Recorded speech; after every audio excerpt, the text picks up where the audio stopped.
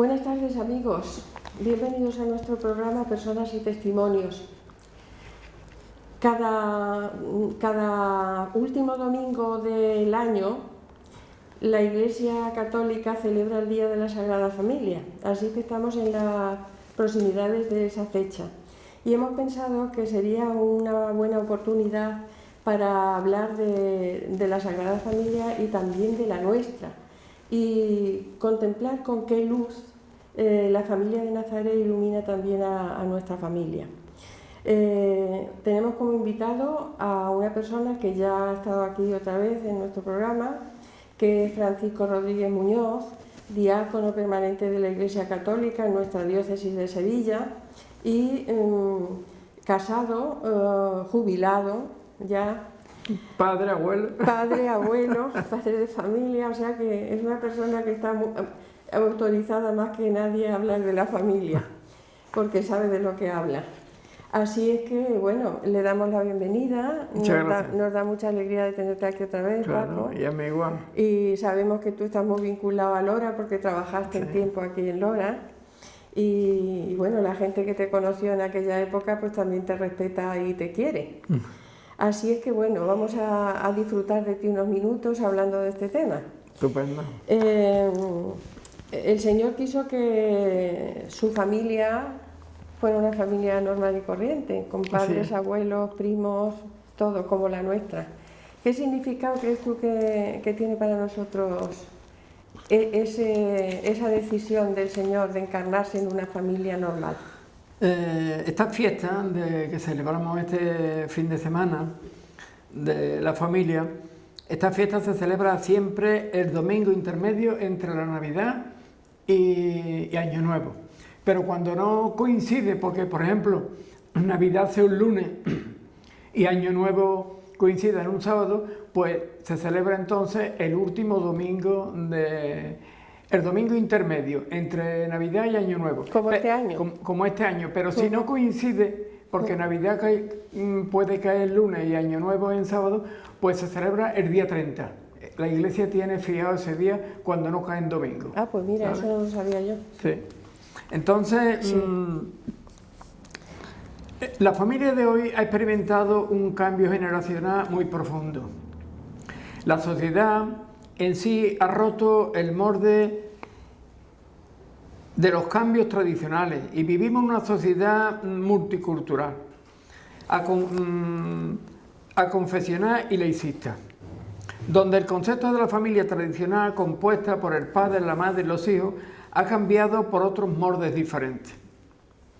Eso es lo que nosotros vemos en nuestra familia, a la luz de la familia de Nazaret, que estos cambios estructurales obedecen a la propia inercia de la sociedad, y entonces la Iglesia en estos momentos tiene que estar muy receptiva, porque tenemos con nuestro testimonio de vida, con nuestra palabra, pero sobre todo con nuestro testimonio de vida, pues demostrar que el modelo de Nazaret es un modelo que perdura en la historia y que además nos hace a nosotros vivir en comunidad y en unidad, que es la base principal del mantenimiento de la familia. Cuando la familia empieza a separarse, pues ya los hijos empiezan también a tomar otros caminos diferentes y se va segregando lo que es el concepto de la unidad familiar de Nazaret. Esta familia, la de Nazaret, son un modelo para nosotros, como tú bien has dicho. ¿Qué rasgos esenciales crees tú que nos muestra esta familia, la familia de Jesús? Pues mira, la familia actual dista mucho del modelo de Nazaret, porque primaba ser un oasis de paz y felicidad por el cumplimiento de la voluntad de Dios, la práctica de la caridad y el abandono en la divina providencia. Es decir, una familia en la cual para ella Dios es el centro de su vida, pues resulta de que la familia prioriza en su comportamiento este tema y las cosas materiales son secundarias. Entonces la familia es una familia generosa, una familia altruista, donde no prima para nada el materialismo. Y entonces eso es fundamental.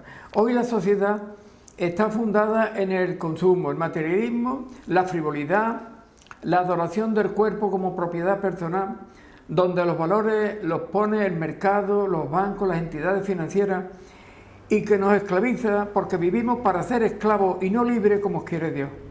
Porque el encuentro con Jesús tiene que ser personal, pero para tener este encuentro hay que escuchar su palabra y sentirse atraído por él. ¿Qué ocurre? Pues que nosotros los cristianos pues tenemos que ser realmente misioneros, porque no podemos esperar cuando los demás no vengan en busca nuestra, no podemos nosotros esperar a que ellos adquieran el conocimiento de Jesús por pura inercia, sino que nosotros tenemos que llevárselo. Yo me acuerdo muchas veces sobre este punto porque resulta que en mi época de la banca, cuando yo estuve aquí en Lora hace 40 años, pues resulta de que la misión del director era ir en busca de los clientes, porque ya estábamos en un nivel de competencia que si nosotros no íbamos en busca de ellos, el banco que iba en busca de ellos era el que los priorizaba en su clientela. Sí. Y hoy la Iglesia no puede vivir del patrimonio que hemos tenido hasta ahora de los mártires, sino que la Iglesia tiene que ir en busca de la oveja descarriada en el sentido de la persona que no ha tenido oportunidad de conocer a Dios porque en su ámbito no se ha escuchado esa palabra, pero nosotros tenemos que llevársela exactamente igual que cuando vino este señor del norte de África a Jerusalén, un eunuco, para interesarse por el conocimiento de la religión cristiana, que había escuchado hablar maravillas, pero que él no conocía en qué se fundamentaba. Y había estado leyendo el pasaje del profeta Isaías sobre la pasión de Cristo. Pero claro, como nadie se lo había explicado, y entonces Dios mandó a que el diácono Felipe se hiciera en contradicción con él en el camino, y resulta que le dijo el diácono: ¿entiende lo que estás leyendo del profeta Isaías? Y decía: es que yo no sé si esto se refiere al mismo profeta o es un vaticinio, un anuncio de lo que pasaría en estos tiempos. Y entonces ya el diácono Felipe le explicó que lo que había escrito este profeta se refería a la vida, pasión y muerte de Cristo para la salvación del mundo. Muy bien, pues la verdad es que tenemos un reto para parecernos a la familia de Nazaret, evidentemente, y el ser misioneros en la familia es una cosa importante, pero difícil también de llevar a cabo, ¿eh? ¿Tú crees que en la familia actual prime más el individualismo que el vivir en comunión, el vivir compartiéndolo todo, el vivir entregándose los unos a los otros? ¿Es más factible que ocurra eso aquí ahora? Tenemos nosotros que tener en cuenta que el esquema... Tú eres padre de familia nosotros los padres de familia tenemos que desvivirnos. De hecho, hoy, en base a las circunstancias que estamos cruzando de las crisis económicas que empezaron prácticamente sobre el 2008 de una manera más acentuada, pues muchos hijos y nietos están sobreviviendo gracias a la ayuda de los padres y de los abuelos, que son los que se esmeran porque la familia permanezca unida y puedan salir adelante ante esta situación tan crítica. Sí. Pero el concepto de la familia en comunidad como la iglesia primitiva, ese concepto es el que hoy pervive y continúa, pero a nivel de los monasterios y de los conventos, porque viven a nivel de una comunidad cerrada. Pero nosotros, la familia, en base a los distintos puntos de encuentro a nivel laboral, pues muchas veces nos encontramos que estamos diferenciados en la convivencia, porque el trabajo nos obliga al desplazamiento. Pero lo que sí es cierto, que tenemos que seguir manteniendo un vínculo, aunque sea solamente los domingos o una vez al mes. Me refiero cuando los hijos ya empiezan a independizarse, para que no se rompan esos vínculos sagrados que debemos de tener todos y poderle transmitir a los hijos y a los nietos que el ser cristiano es una forma de vida, donde debe de imperar la generosidad, la comunión fraterna, y no está nosotros esclavizados en el materialismo, que lo que nos hace a nosotros es ser personas egoístas, desprovistas de valores, y que no pensamos en el sufrimiento y en las necesidades de los demás. Por eso yo creo que tenemos que vivir unidos, porque es la única manera de demostrar que a nosotros lo que nos importa es la persona, no lo que tenga la persona, sino la persona. Y entonces nuestros hijos, si ven ese ejemplo en nosotros, los padres y en los abuelos, pues comprenderán que efectivamente ese cariño, esa ternura, ese desprendimiento es porque nosotros tenemos un modelo, y ese modelo es Jesús. La Iglesia siempre ha estado preocupada por la familia, porque yo creo que ha entendido desde siempre que la familia es quizá la célula más importante de la sociedad. Efectivamente. Y esta preocupación pues la ha venido demostrando en muchas actuaciones. Una de las últimas es la exhortación apostólica Amoris Laetitia del Papa Francisco, que creo que es del año 2016, y que marca un itinerario interesante. Yo estaba leyendo, no me la he leído entera, pero la he leído un poquito así por encima, y el capítulo 4 de esa encíclica se refiere a tiene como un frontispicio la carta de San Pablo a los Corintios, sí, primera carta. Una carta preciosa que le encantan a las novias que se le lea en la boda. que habla de la importancia del amor en la pareja y en la familia y en todo, claro. Lo que pasa es que ese amor no es el amor que nosotros estamos acostumbrados a escuchar. Porque ahí en la carta esa del apóstol San Pablo a los Corintios nos dice que el amor es paciente, afable, no tiene envidia, no presume ni se engríe, no es maleducado ni egoísta, no se irrita, no lleva cuenta del mal, disculpa sin límite, cree sin límite, aguanta sin límite. El amor no pasa nunca, pero ese amor, como nosotros no lo vivamos en unión con Cristo, como la roca en la que nosotros nos apoyamos, es imposible. Porque es la perfección, el amor que... Claro, es un amor entregado, donde no hay ahí ningún tipo de interés, efectivamente. Aquí, por ejemplo, ahora después veremos los puntos de esta exhortación apostólica. En el punto 3 me decía, según tu punto de vista, cómo está la familia hoy en nuestro entorno. Sí. La familia hoy en nuestro entorno es solidaria, pero no tiene arraigos cristianos. Estamos hablando a nivel general. Está la familia realmente cristiana con un testimonio de vida maravilloso. No vive en la familia a Dios como lo más importante de su vida. Es más, no se le conoce. Ese es el problema principal, creo yo. Porque es que no lo hemos tenido como un tema atrayente. El problema, pienso yo, que ha podido ser que hemos dado por hecho de que en nuestras poblaciones, en nuestros pueblos, como es tan grande el porcentaje de niños que se bautizan, hemos dado por hecho de que ya el hecho de estar bautizados quiere decir que ellos van a adquirir los conocimientos por ciencia infusa, y es imposible.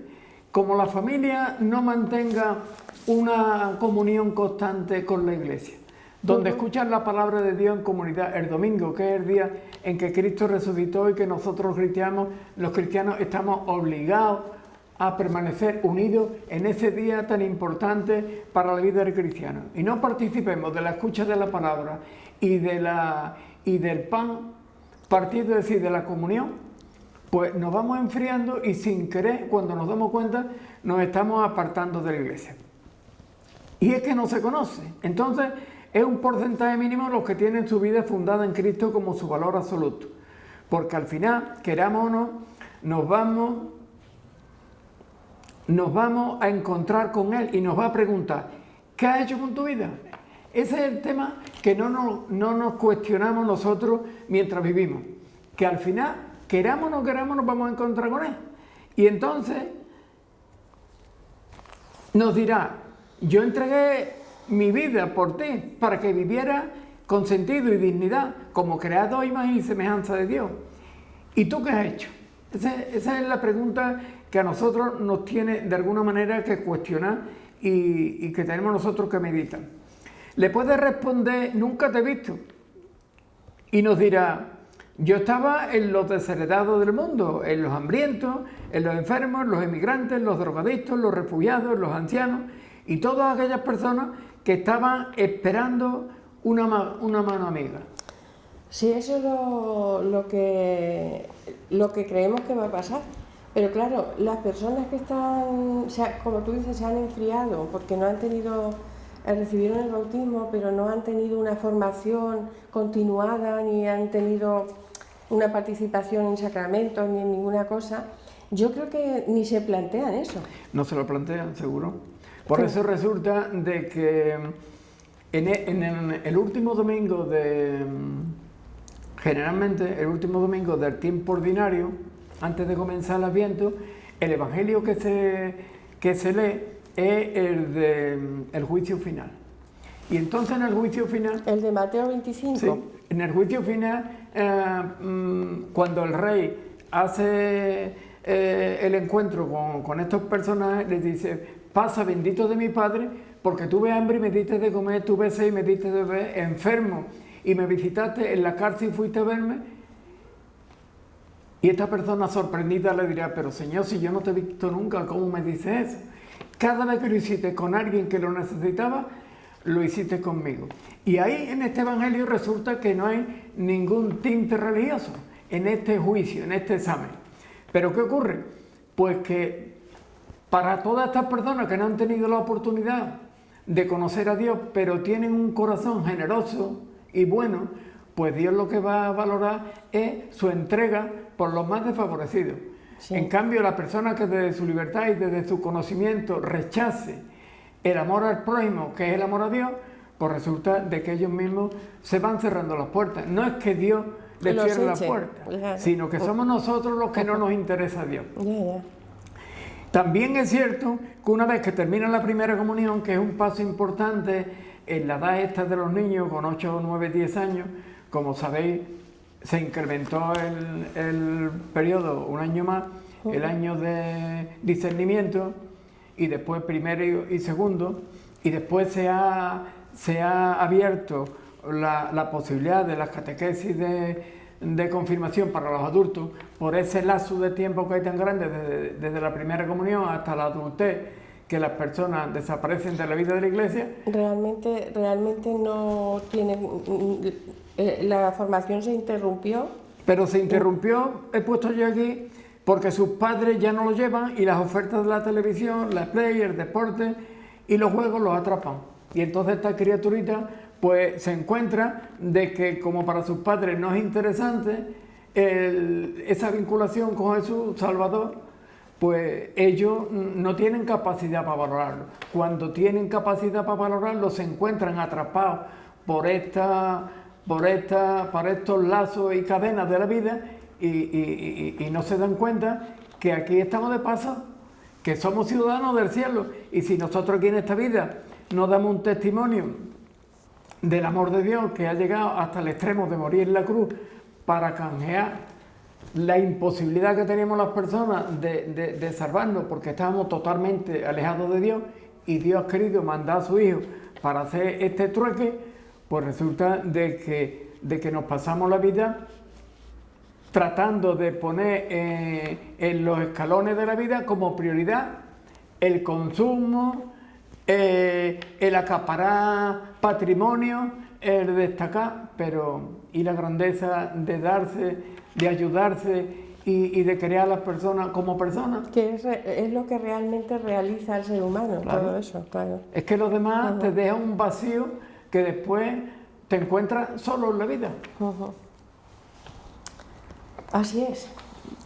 Después la cuarta pregunta que tú me ponías, prima quizá el individualismo que el vivir en comunión por y para los demás, que es lo que estamos ahora mismo hablando. Yo he puesto aquí, hoy un porcentaje de personas mayores, pensionistas y madres de familia que dedican su tiempo en ayudar a los demás a través de cáritas parroquiales, pastoral familiar, pastoral de la salud, pastoral penitenciaria y otras ONG, que de forma gratuita utilizan gran parte de su tiempo para hacer más felices a los que están más necesitados. Pero durante la edad laboral, las necesidades familiares, trabajo, hijos, colegio, limitan estas posibilidades. Pero hay muchas personas porque es que el tema de Dios es un tema que no podemos nosotros encuadrarlo dentro de una etapa de la vida. Fijémonos, por ejemplo, la fiesta que nosotros celebramos el 25 de marzo, que es el día de la Encarnación, pero celebramos a un santo muy peculiar, San Dimas, uno de los 2 ladrones que estaban crucificados con Cristo, que en aquella época, para que el Imperio Romano a una persona la crucificara, tenía que ser por motivo de delito de sangre o por haber desertado en el ejército. Pero aquí el caso de Jesucristo es por envidia de los fariseos, que lo condenan ante Poncio Pilato por haber dicho que él era rey.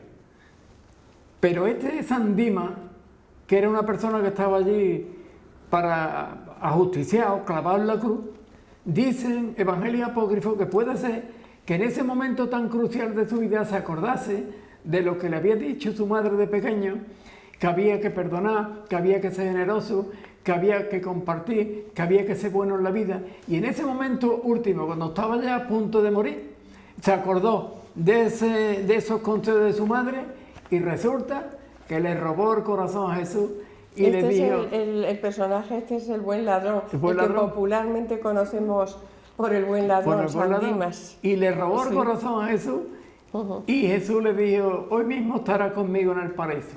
Quiero decir con esto que las personas... Nosotros nunca podemos juzgar a nadie porque de joven o de mayor haya llevado una vida a su aire, totalmente alejada de Jesús, porque en cualquier momento, en el momento de la muerte, en el momento de la jubilación, en cualquier momento puede la persona darse cuenta de que hay cosas en la vida que antes no había valorado. Por eso hay muchas personas mayores que en esta etapa, cuando disponen de tiempo, pues se ofrecen voluntarios y están haciendo una labor extraordinaria en la iglesia, porque se dan cuenta de que hay muchas personas necesitadas de cariño, de ayuda, y ellos tienen el tiempo y quieren, y se ponen a disposición de la iglesia. Nunca es tarde. Bueno, también es cierto, y he querido anotarlo aquí porque es la verdad, que se han incrementado las ayudas de los servicios sociales en los ayuntamientos en favor de los que sufren los azotes del paro y la desolación de la impotencia para poder rehacer su vida laboral. Y entonces hoy esta labor que realizan los ayuntamientos hay que valorarla como muy positiva. ¿Tú crees que ampara a la familia la administración, el Estado ampara a la familia suficientemente? Hoy el tema social es uno de los temas que el Estado prioriza, porque conoce y comprende que no es como antiguamente, que en un pueblo, en una casa podían tener allí una gallina, una cabra y unas entradas mínimas para la subsistencia. Hoy en los pueblos no se pueden tener animales de ninguna clase y en las ciudades ya ni te cuento. ¿Qué ocurre? Que si estas personas no reciben una ayuda, como está el Banco de Alimentos, como está la Cruz Roja y como están también ayudas a personas que no perciben nada, como está también la ayuda de la Junta de Andalucía, el salario mínimo vital, las pensiones no contributivas, y aparte la labor tan extraordinaria que en este campo hace la Iglesia a través de Cáritas. En fin, que eso es una labor extraordinaria, pero que los servicios sociales también a través de los ayuntamientos están muy implicados en las personas que pasan necesidad. A la familia. Sí. Bueno, si te parece bien, a mí me gustaría mucho que comentáramos algo de la exhortación del Papa, que la Amoris Laetitia, la alegría del amor. Del amor, efectivamente. Sí. La Iglesia saborea que la familia constituye la célula básica de la sociedad. Siempre ha estado preocupada por ella, y la exhortación apostólica del Papa Francisco, Amoris Laetitia, encarna un itinerario muy interesante a seguir en la vida familiar. Podría comentar algo de ella y yo he puesto aquí la traducción de Amor y Leticia, que es la alegría del amor, en los 9 capítulos de la exhortación. El primero, a la luz de la palabra; el segundo, realidad y desafío de la familia; el tercero, la mirada puesta en Jesús, vocación de la familia; el cuarto, el amor en el matrimonio; el quinto, amor que se vuelve fecundo; el sexto, algunas perspectivas pastorales; el séptimo, fortalecer la educación de los hijos; el octavo, acompañar, discernir e integrar la fragilidad; y el noveno, espiritualidad matrimonial y familiar. Esta iglesia doméstica tiene sus raíces en la escuela de Nazaret. En la sociedad actual, donde los peligros acechan por todos los lados, donde Internet y el mundo globalizado ponen sus redes como presas fáciles para los jóvenes, hay que estar muy enraizado en el tronco de la familia de Nazaret para poder llevar la bandera de Cristo resucitado como símbolo de nuestra pertenencia a la Iglesia Católica, la Iglesia de Cristo. Porque en el mundo tenemos muchos peligros, pero Jesús nos dice tener valor. Yo he vencido al mundo. Entonces, ¿qué ocurre? Que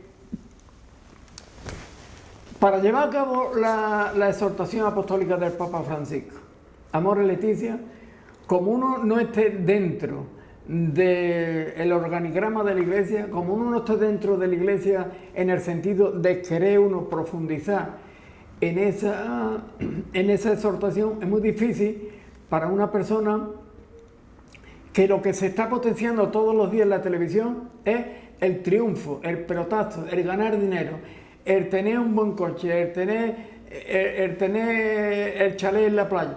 Entonces, es muy difícil vivir en ese desprendimiento y vivir una familia siendo feliz con lo preciso, es decir, con lo que se tiene, con lo que se gana honradamente. Es muy difícil si la persona no está unida a la Iglesia. Sí, pero bueno, hay gente que... La gente que está unida a la Iglesia quizá le resulte más fácil, pero hay también otra buena gente que sí vive también la actitud de servicio, claro, la paciencia, claro, no sé, la amabilidad, el desprendimiento. Y esos son valores cristianos, claro, que son los que tenemos que potenciar. Claro, porque esas son las personas que no han tenido oportunidad de escucharlo, pero que son personas... Pero que viven el amor del que habla San Pablo en la carta. El amor es comprensivo, servicial, amable, aguanta sin límites, espera sin límites. Y además muchas veces estas personas nos dan ejemplo a nosotros de entrega y de solidaridad. Eso es seguro y cierto. Muchas veces lo que ocurre a las personas cuando no conocen a Jesús es que las personas, vamos a decir a nivel general, que son buenas hasta que le vienen las dificultades y las tentaciones. Cuando le viene a una persona la desgracia, entonces hay que ver si es capaz de mantenerse firme en la tribulación y ser fieles a esas convicciones que él ha ido adquiriendo y ha ido desarrollando en su vida. Porque la tentación, las dificultades, los problemas, las enfermedades, la muerte de un ser querido, eso es lo que nos hace a nosotros tambalearnos en la vida y pensar, ¿para qué estoy yo aquí? ¿Y qué sentido tiene el vivir yo con esta escala de valores? Porque cuando una persona vive bien, cuando no tiene necesidades, es como si le sonríe la vida. Piensa de que se lo merece y que por eso actúa en correspondencia. Pero cuando te vienen las dificultades, entonces es cuando es hay que una valorar. prueba fuerte. Es una prueba muy fuerte. Pero para cualquiera de nosotros, esté en la Iglesia o no esté en la Iglesia, a nivel humano es una prueba muy dura el pasar por la enfermedad, pasar por la muerte de un ser querido. Y efectivamente muchas veces hasta nos tambaleamos, ¿no? Pero por eso quizá tengamos que fortalecer o abundar en esas actitudes básicas de la paciencia, de la actitud de servicio, del perdón en la familia, en el entorno familiar, de la entrega, porque en la medida en que todas esas cualidades se fortalezcan, vamos a ser capaces luego de resistir esas esas malas rachas. Yo me acuerdo muchas veces, en eso que tú estás comentando ahora mismo, me acuerdo muchas veces cuando leo en el Antiguo Testamento la lectura del libro de Job. Es tan bonita y tan preciosa como un día paseando Dios le dice Dios a los demonios: ¿te has fijado en mi siervo Job? Cómo me quiere, me respeta y cómo es un testimonio de bondad y de comprensión. Dice, claro, así cualquiera, si lo tienes protegido, lo tienes colmado de una familia maravillosa, es una persona de una riqueza impresionante, donde todo abunda y todo es bienestar, pues claro que te quiere. Pero ponlo a prueba, ya veremos si realmente se mantiene fiel al amor a ti. Y entonces las desgracias que le caen a Job es que de luego son innumerables. Vamos, uno se pone a pensar desde que empieza cómo viene y unos salteadores le roban todas las clases de ganado que tenía, viene un temblor de tierra, un huracán, y derriba la casa donde estaba reunida los hijos con sus mujeres y sus nietos, y para colmo a él después le entra la lepra. Vamos, este hombre y permanece fiel al Señor porque él pensaba que su propio cuerpo descarnado al final de la vida vería a su Redentor. Eso cuando uno le toca eso en la vida, entonces hay que ver realmente si la persona permanece en sus creencias y en sus actitudes, porque mientras que la cosa va bien, todo el mundo vale. Pero cuando las cosas se tuercen... Claro, pero por eso mismo entiendo yo que tenemos que trabajar para fortalecer esas actitudes en nuestra vida y también hacérselo ver a los demás. Claro. Empezando por uno y hacérselo ver también a los otros. Porque en la medida que estemos fuertes en ese sentido, pues digamos la tentación de ser infiel al Señor se neutralizará de alguna manera. Y además, fíjate, por ejemplo, en los testimonios evangélicos, las relaciones de Jesús principalmente eran con los marginados de la sociedad, los pobres, los pastores, los cobradores de impuestos, mujeres de mala vida, porque resulta que estas personas, que eran los que estaban en la cuneta, tenían una sensibilidad mucho mayor para poder acoger el Evangelio de Dios, el proyecto de Dios en la vida. En cambio, cuando uno vive en la abundancia, pues se cree que uno se lo merece, que uno está capacitado para tener todas esas clases de beneficios y no se da cuenta de que el Señor lo que valora es la sencillez, la humildad, lo que no cuenta en el mundo. Por eso esas personas que tú estás hablando, efectivamente, están mucho más capacitadas para recibir el mensaje con alegría y con ilusión. Sí, el Señor, lo dice también el Evangelio, revela preferentemente todo a los sencillos, a los pobres y a los sencillos. Bueno, pues quizás tengamos que plantearnos también encontrarnos nosotros en ese lote de los pobres y los sencillos. Ir bajándonos un poco los humos y ser más humildes, ¿no? Después, en esta otra pregunta última que tú me haces, ¿cree que el Estado ampara y protege a la familia debidamente? ¿Por qué?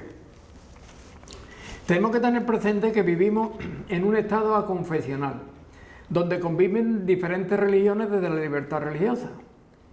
También tenemos la experiencia que cuando la persona inmersa en una familia nuclear compuesta de padre, la madre e hijos, que viven en comunión con la Iglesia Católica en su compromiso misionero, adquirido en el bautismo y que pone a Cristo como el icono a imitar, frecuenta los sacramentos y se vive sabiendo que somos hijos de Dios.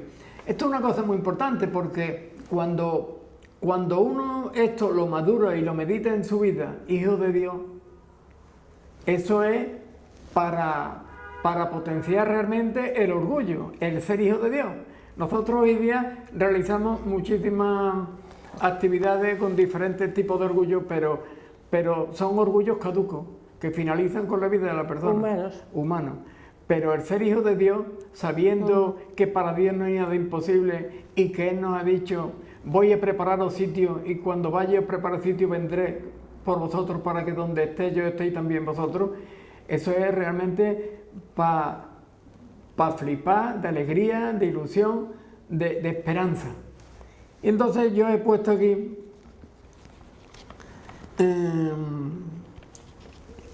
sabiendo que somos hijos de Dios y en Él vivimos, nos movemos y existimos, como nos decía San Pablo. La vida se desarrolla cimentada en las virtudes teologales, donde los mandamientos de la ley de Dios son el camino para guiarnos en el encuentro con Dios y con nuestros hermanos, donde la vida humana, desde su concepción hasta su final, es sagrada y no tiene cabida ni el aborto ni la eutanasia, porque nuestro cuerpo es de Dios y nosotros solo administradores, porque somos templo del Espíritu Santo. Entonces resulta de que este es un tema que hoy día no se valora la vida. Pensamos que el cuerpo es nuestro y que nosotros podemos manipularlo como queramos. Lo mismo el tema del aborto que el tema de la eutanasia. ¿Y qué ocurre? Pues que después vemos cómo esas personas después sufren lo indecible, porque cuando toman conciencia de lo que han hecho, no se dan cuenta de que lo más sagrado de la vida es la persona, desde su concepción hasta el final, y que Dios es el dueño de la vida, y que si esta vida terminara aquí, a lo mejor la persona podría decir, yo voy a hacer esto porque no voy a tener repercusiones futuras, pero si es que resulta de que un Padre Dios que te ha creado a ti, va a coger a ese embrión y va a coger a esa persona que solicita la muerte pensando que después de esta vida no hay otra. Por Dios, vamos a ponernos un poquito a pensar y a valorar la grandeza de la persona, que aquí estamos de paso, pero que lo bueno viene después cuando nos encontremos cara a cara con Dios. Y yo creo que estos comportamientos que muchas veces los hacemos en la vida deliberadamente es porque no conocemos la grandeza de la persona, que la persona es sagrada. Y entonces, ante eso tenemos que rendirnos todos. Sí.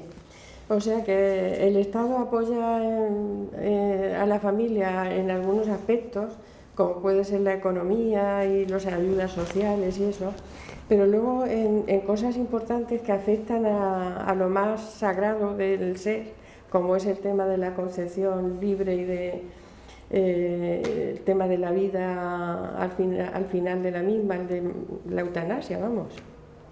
No lo está haciendo. Pero lo único que podemos nosotros ahí manifestar es que no se puede creer lo que no se conoce. Entonces, ¿qué ocurre? Que cuando se vive desde un punto de vista ateo, agnóstico, totalmente ajeno a que nosotros estamos aquí de paso y que hay un Dios creador, pues pensamos que estas actuaciones son actuaciones para salir del paso, pero sin repercusiones futuras.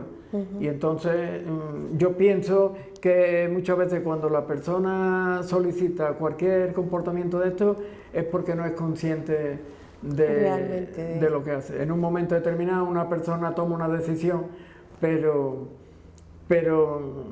seguro que esa persona no ha oído hablar de Cristo en la cruz, que murió y padeció por todos nosotros para que después tengamos vida. Si eso se pensara detenidamente, se actuaría de otra manera. Bueno, pues también tenemos ahí un reto de hacérselo saber a todo el mundo. Yo quería comentar aquí también al final que he puesto que, y como recordatorio, todo cristiano deberíamos tener la Biblia como un tesoro en nuestro hogar y brújula para no errar en el camino de la vida con valores. Esa es otra cosa que hoy tampoco se practica en la casa, el tener un rato de lectura de la Biblia, aunque sea de los Evangelios, que es el corazón de la Biblia, para que la persona vaya comprendiendo hasta qué extremo Dios nos quiere, que mandó a su Hijo para que su Hijo fuera el rostro visible de Dios. Cuando nosotros nos vamos llenando de su palabra, que Él se encarga a través del Espíritu Santo de que nosotros la vayamos meditando en nuestro corazón, pues es una riqueza extraordinaria que decía San Jerónimo que no se comprendía un cristiano sin una Biblia, porque es que la Biblia es el libro de consulta del cristiano. Claro. Bueno, pues hemos puesto nuestro granito de arena en hablar de la familia y de las cosas que amenazan a la familia, las cosas que, a las actitudes que son con arreglo al Evangelio, lo que piensa la Iglesia de la familia también a través de Amor y Leticia, y bueno, algo de la experiencia también personal tuya, que eres padre de familia, y lo dejamos todo a la valoración de los telespectadores. Alguna cosita positiva creo yo que habrá quedado de Seguro. todo esto. Pues yo les deseo a todos una feliz fiesta en unión con Jesús y María y el niño, que son los protagonistas de este momento tan importante de nuestra vida, y muchas felicidades y muchas gracias por haberme recibido aquí en vuestra casa, en Loras de Río, de la que yo me siento tan contento. Gracias a ti, Paco, gracias a ti. Muy pues bien. Nada, también te felicitamos a ti, lo hacemos Muchas extensivo a tu familia y a la comunidad de La Rinconada, de nuestra parte. Y Muchas bueno, gracias. pues a ustedes un saludo cariñoso, como siempre, y nos volvemos a ver en el próximo programa. Buenas tardes, hasta luego.